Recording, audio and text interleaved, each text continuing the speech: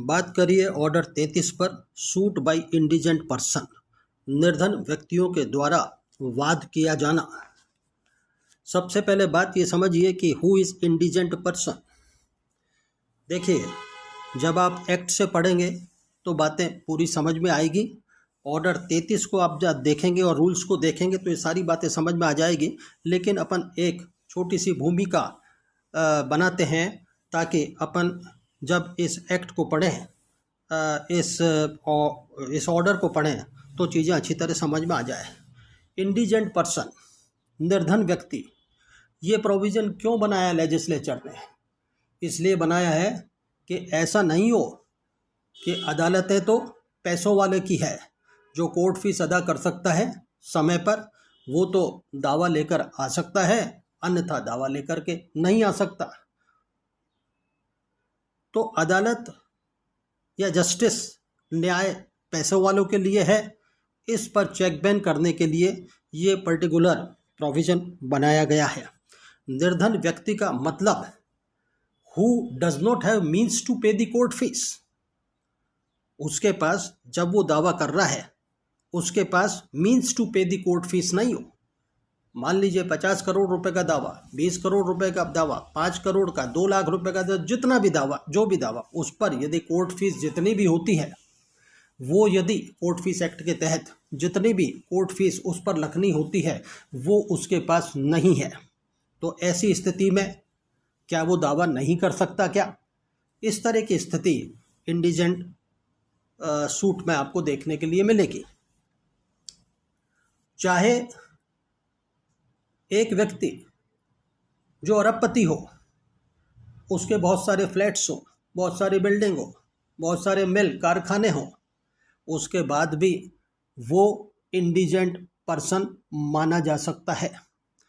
मान लीजिए उसके पास 10 फ्लैट्स हैं, उस सब पर चार्जेस है, उस पर स्टे है, उस पर किसी भी तरह से बैंक के चार्जेस हैं, वो उनको बेच नहीं सकता।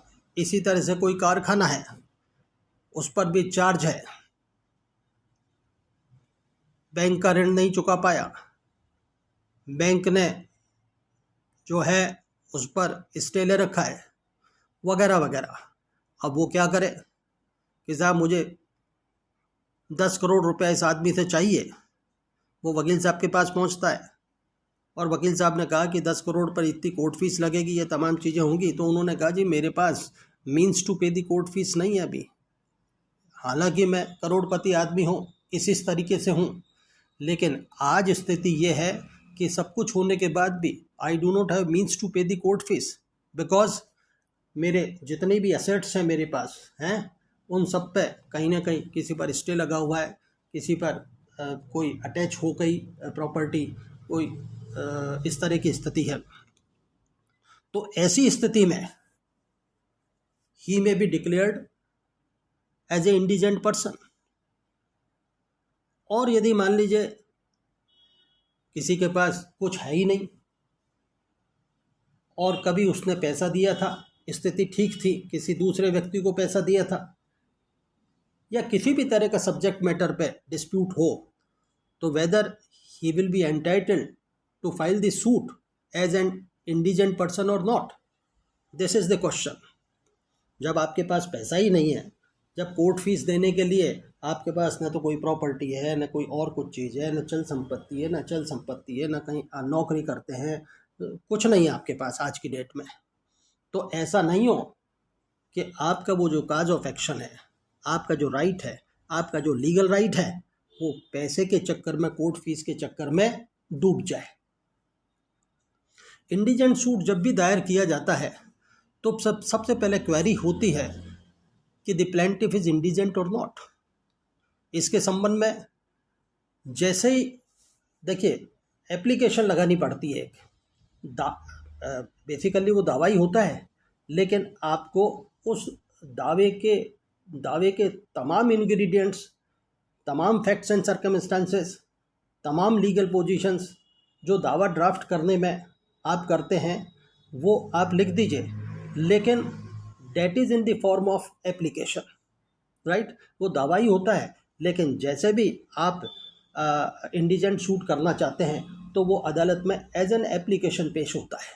तो सबसे पहले you will be called applicant and other party will be called as a non applicant. तो जैसे ही आपने दावा किया तो सबसे पहले ये देखा जाएगा कि दिस मैन इज़ इंडिजेंट और नॉट। तो इस तरह की स्थिति कैसे देखेगी कोर्ट? किसी को भी अपॉइंट कर देगी। अपॉइंट करने के बाद वो तमाम एविडेंस लेगा, देखेगा, समझेगा है, और उसके बाद वो रिपोर्ट देगा कि this man is indigent, right. और इसके संबंध में भी दूसरे पक्षकार को भी नोटिस दिया जाता है और वो ये कह सकता है no he is not indigent. तो वो तमाम चीज़ों को देख करके, समझ करके एक रिपोर्ट आएगी। यदि ये बात है कि no he is not indigent person, तो वो इंडिजेंट सूट नहीं दायर कर सकता। और रिपोर्ट ये आती है कि ही इज़ इंडिजेंट पर्सन, तो वो इंडिजेंट पर्सन के रूप में जैसे ही उसने जो एप्लीकेशन लगाई और ये तय हो गया कि इज़ इंडिजेंट पर्सन, तो वो क्या होगा, वो जो एप्लीकेशन है that will be converted in the form of suit, वही दावा बन जाएगी। और दावा बनने के बाद वो उसी तरह से चलेगा जिस तरह से एक ऑर्डिनरी सूट चलता है, राइट। अब इसको पापर सूट भी कह सकते हैं, सूट फॉर पॉपरिस भी कह सकते हैं, निर्धनता के आधार पर दावा भी कह सकते हैं। तो जैसे ही इस बात during the pendency of the suit, वो during the pendency of the suit यदि वो डिपापर हो गया, उसके पास पैसा आ गया और डिफेंडेंट ये कहता है कि no he is not now indigent, इसे कोर्ट फीस ले लीजिए, तो उस समय उस आदमी को कोर्ट फीस देनी पड़ेगी, अदरवाइज दावा नहीं चलेगा। जैसे ही ये साबित हो जाता है कि ये डीपॉपरिस हो गया, ये इंडिजेंट से डी इंडिजेंट हो गया, now he is capable to give the court fees, तो उसी समय उससे कोर्ट फीस ली जा सकती है। और यदि वो मान लीजिए ऐसी सूरत में कोर्ट फीस नहीं देता तो रिजेक्शन ऑफ प्लेंट की एक एप्लीकेशन भी लगाई जा सकती है। The plaint shall be rejected. यदि कोर्ट ने देखा कि नहीं आप डी इंडिजेंट हो गए, डी पापरिस हो गए, आपके पास पैसा आ गया, तो पहले कोर्ट फीस दे दीजिए। अदरवाइज वही 7 रूल 11 की अपन ने जो बात की थी, what are the grounds of rejection of the plaint, यदि कोर्ट फीस प्रॉपर आपने नहीं दी, आप इनसफिशिएंट कोर्ट फीस दी है या नहीं दी है, तो आप ऑर्डर 7 रूल 11 में दावे को रिजेक्ट करा सकते हैं। अब जिस भी तरीके से अब आप देखिए during the pendency of the suit, मान लीजिए एक जिसने इंडिजेंट सूट किया है उसकी डेथ हो गई। डेथ होने के बाद उसके वारिस आना चाहते हैं रिकॉर्ड पर, ऑर्डर 22 रूल 3 की एप्लीकेशन दे करके ये कहते हैं कि हम जो है इसमें जो है वारिस हैं और हमारे फादर का इस तरीके से ये 5 करोड़ रुपए का मुकदमा चल रहा है और हमारे फादर की डेथ हो गई और 90 दिन के अंतर्गत हमको जो है रिकॉर्ड पे ले लिया जाए और हम दावे को कंटिन्यू करना चाहते हैं। तो अब सवाल ये है कि ये देखा जाएगा कि वो जो वारिस अदालत में रिकॉर्ड पर आना चाहते हैं अपने फादर की जगह, सब्स्टिट्यूशन ऑफ द पार्टी, तो उनकी भी जांच होगी क्या कि वेदर दे आर इंडिजेंट और नॉट। तो एक आर्गुमेंट वो ये कहते हैं कि हम तो फादर के शू में आ रहे हैं, मीनिंग देयर भाई जो फादर का स्टेटस था उस स्टेटस के तहत हम इसको कंटिन्यू करना चाहते हैं। तो दूसरा पक्षकार ये कहेगा कि नहीं, वो तो बात सही है, सब्स्टिट्यूशन ऑफ द पार्टी हो रहे हैं आप, लेकिन आप इंडिजेंट है या नहीं है ये तो आपको साबित करना पड़ेगा। डिफेंडेंट ये कहता है कि साहब एक लड़का तो आरएएस ऑफिसर है, एक लड़का टीचर है, एक लड़का एडवोकेट है, अब ये वारिस की हैसियत से अपने फादर के स्थान पर आना चाहते हैं और प्लेंटिफ बनना चाहते हैं और मुकदमे को कंटिन्यू करना चाहते हैं। तो ऐसी स्थिति में उनको ये साबित करना पड़ेगा कि हम इंडिजेंट हैं, अदरवाइज कोर्ट फीस उनसे ली जाएगी। तो इस तरह की स्थितियां अपने को इसमें देखने के लिए मिलेंगी। और जैसे inquiry into the means of an indigent person, पहले इंक्वायरी होगी, मैंने आप बताया। कंटेंट्स ऑफ एप्लीकेशन में क्या होगा, कंटेंट्स ऑफ एप्लीकेशन में वो तमाम चीज़ें होंगी जो दावे के रूप में लिखी जाती हैं, लेकिन उसके साथ एक शेड्यूल लगाना पड़ेगा आपको। ये बताना पड़ेगा कि मेरे पास ये प्रॉपर्टीज़ हैं, मेरे पास कोर्ट फीस देने के लिए पैसा नहीं है, मेरा बैंक बैलेंस इतना है, मेरे घर में ये चीज़ें हैं, मेरे घर में जितनी भी चीज़ें हैं कि साहब किचन में ये है, बेडरूम में ये है, एक सोने के लिए पलंग है, खाने के लिए बनाने के लिए एक परात है, एक तवा है, एक स्टोव है, ये तमाम चीज़ें आपको बतानी पड़ेगी। बैंक बैलेंस में मेरे पास 70 रुपये पड़े हैं, दूसरे बैंक बैलेंस में मेरे पास 134 रुपये पड़े हैं, जबकि मुझे कोर्ट फीस देनी है 1.5 लाख रुपया। मेरे पास कोई अचल संपत्ति नहीं है, मेरे पास कोई वो चल संपत्ति नहीं है, मेरे पास कोई वाहन नहीं है। ये तमाम चीज़ें आपको शेड्यूल में क्या क्या आपके पास है वो तमाम चीज़ें आपको लिखनी पड़ेगी और ये बताना पड़ेगा, एफिडेविट देना पड़ेगा कि इस तरह से मैं इंडिजेंट पर्सन हूँ। तो कंटेंट्स ऑफ एप्लीकेशन में एक एफिडेविट के साथ उसको वेरीफाई करना पड़ेगा। ये तमाम चीज़ें, एक शेड्यूल भी आपको लगाना पड़ेगा। तो ऐसी स्थिति में जब आप इस तरह की एप्लीकेशन के साथ ये शेड्यूल लगा देंगे तो उसकी इंक्वायरी हो जाएगी और प्रेजेंटेशन ऑफ एप्लीकेशन कर देंगे, या तो आप करेंगे खुद या आपका कोई एजेंट, कोई एडवोकेट करेगा वो। अब एक बात और समझ लीजिए, जो सेक्शन 60 आप देखिए कि कौन सी प्रॉपर्टी अटैच नहीं हो सकती है, उस प्रॉपर्टी को छोड़ करके सेक्शन 60 में लिखा हुआ है उन प्रॉपर्टीज को छोड़ करके वो प्रॉपर्टी है आपके पास, meaning there by attachment section 60 की which things can not be attached. यदि वो चीज़ आपके पास है तब भी आप इंडिजेंट पर्सन माने जा सकते हैं। प्रेजेंटेशन ऑफ एप्लीकेशन के संबंध में बता ही दिया आपको कि या तो आप पेश करें या आपका एडवोकेट पेश करेगा। अब एग्जामिनेशन ऑफ एप्लीकेंट हो जाता है, वो तमाम एविडेंस हो जाएगी कि भाई किस तरह से आप इंडिजेंट हैं। और यदि आपकी application if presented by agent है, कोर्ट में order applicant to be examined by a commission. कई बार ऐसा भी होता है कि साहब आप अदालत में नहीं आ सकते, ये एप्लीकेशन तो पेश कर दी इंडिजेंट छूट वाली, उसके बाद यदि आप अदालत में नहीं आ सकते किसी भी कारण से तो कमिश्नर में go there and he will record the evidence.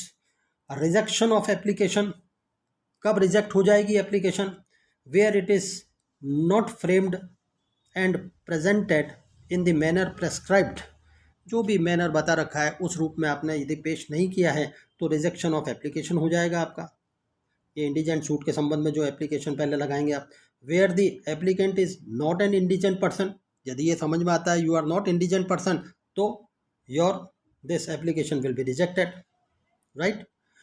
Where within 2 months next before the presentation of the application disposed of any property fraudulently or in order to be able to apply for permission to sue as an indigent person। यदि वो application indigent suit के संबंध में जो application आप देंगे उससे 2 महीने पहले यदि आपने अपनी प्रॉपर्टी को खुर्द-बुर्द किया है, डिस्पोज्ड ऑफ किया है और इस मानसिकता से किया है कि मैं इसको तो बेच देता हूँ और उसके बाद जो है मैं इंडिजेंट सूट दायर कर दूंगा, इंडिजेंट के संबंध में ये एप्लीकेशन दायर कर दूंगा, तो ऐसी सूरत में आपकी बात ये नहीं चलेगी।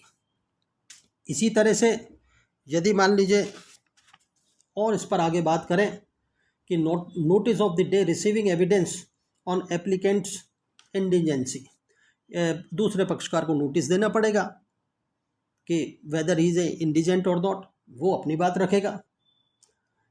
और फिर प्रोसीजर ऑफ हियरिंग हो जाएगा और procedure if application is admitted, यदि मान लीजिए वो आपके इंडिजेंट वाली एप्लीकेशन स्वीकार हो जाती है तो वही application that will be converted in the suit that will be called indigent suit. Withdrawal of permission to sue as an indigent person, के निर्धन व्यक्ति के रूप में वाद लाने की अनुज्ञा का प्रत्याहरण। यदि मान लीजिए आप किसी तरह से विड्रॉ कर लेते हैं इस एप्लीकेशन को, तो भी इसमें अपन बात करेंगे।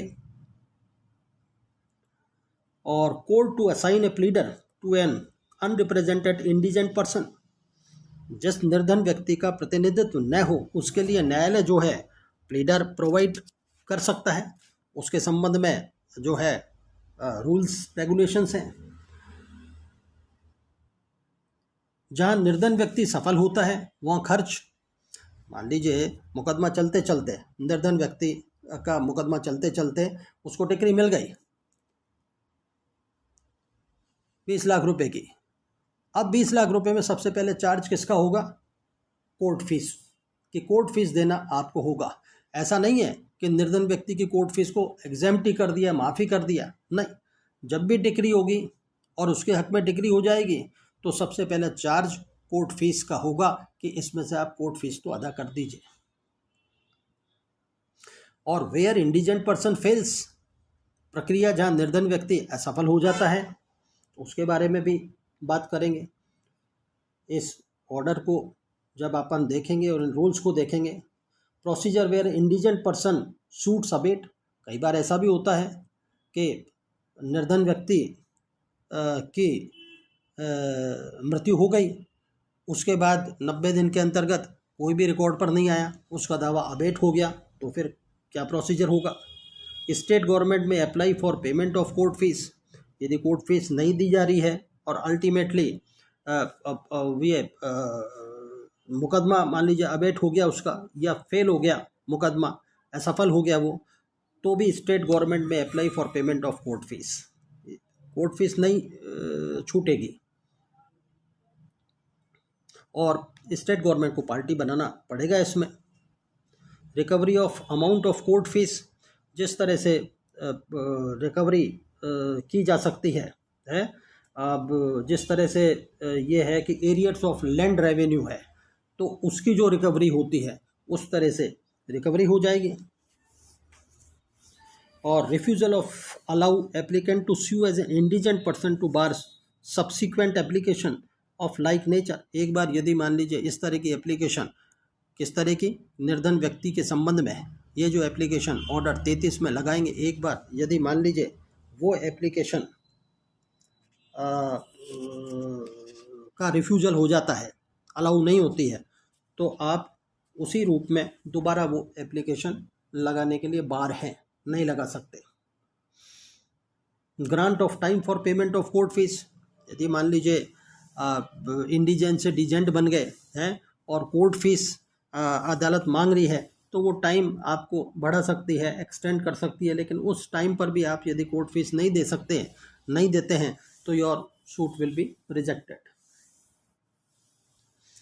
ये कॉस्ट जो है, the cost of an application for permission to sue an indigent person and of an inquiry into indigency shall be cost of the suit, निर्धन व्यक्ति के रूप में वाद लाने की आज्ञा के लिए आवेदन के और निर्धनता की जांच करने के खर्चे भी उस वाद में जोड़ दिए जाएंगे at the time of taking the court fees.